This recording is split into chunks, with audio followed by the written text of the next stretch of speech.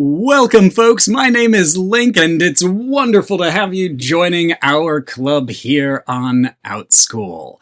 Whether you are a brand new player just getting ready to learn the basics of chess, you've been in my clubs for a while and you're looking forward to seeing some friends that you made over the last few months, or it's your first time, but you are prepared for advanced studies, or just some good games of chess, we're very happy to have you joining us. There's a couple of small things that we need to go over before your first meeting, or before you join us today if you are a returning member. You can expect that we're going to start our meeting with a puzzle. It'll usually be up on the screen when you join, but sometimes I'll still be talking to people and getting the puzzle loaded up as you come into class. Once we have the puzzle up there, you're welcome to use the Zoom tools to draw on the screen, or send moves in the chat, or raise your hand and tell us how you think the puzzle should be solved. Just remember, I might not take solutions right away, because I'm going to try and get everybody's thoughts, and have you all compare your ideas and make sure you agree on the best move. Once we're finished with the puzzles, we'll try and get everybody into some chess games against each other. Remember that most players use lichess.org, which is free and does not require an account, or chess.com, which does require you to have an account. If you're not comfortable with those yet, or can't get an account made today, it's all right. We can play on the screen. I just need to get everybody else into their games before I can start running a game up on the screen.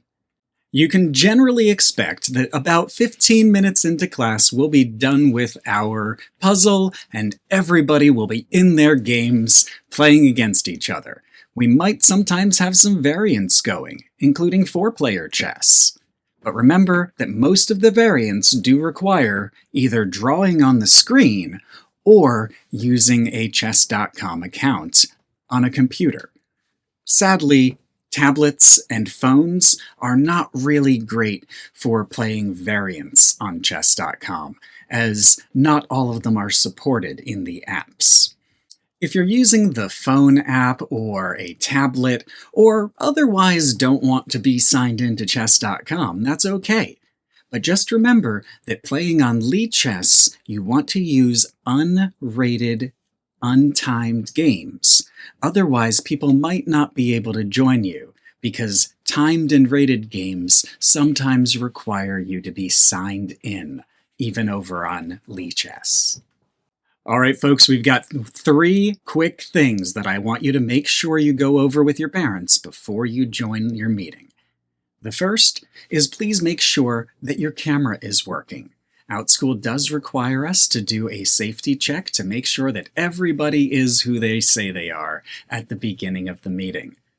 Once that check is over, and I've acknowledged you and welcomed you by name, you're welcome to turn your camera off if you're more comfortable that way. The second important thing is to please make sure that you are already signed into chess.com, or have the apps downloaded and signed in, or have practiced going to lichess.org and looking for the Play a Friend feature before you join our meeting. It's okay if you don't, and I'm happy to help you after we've got everybody settled into a game. But if you want to get into a game nice and quick, make sure no one has to wait for you to sign in, and you're comfortable creating a challenge link to put in the Zoom chat.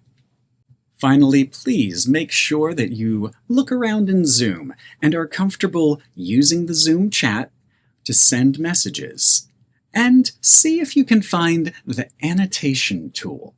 The annotation tool will let you draw on the screen so we can all share our ideas for the best chess move.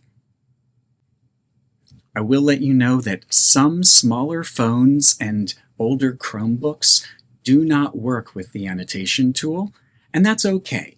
Just please look for it in the little control list at the bottom, up at the top of your window, or maybe in the 3-dot menu, especially if you're on a tablet or a phone. If you can't find the annotate tool, that's perfectly fine. just please make sure you're comfortable using the chat, especially the private message to the teacher option, or the hand-raising tool.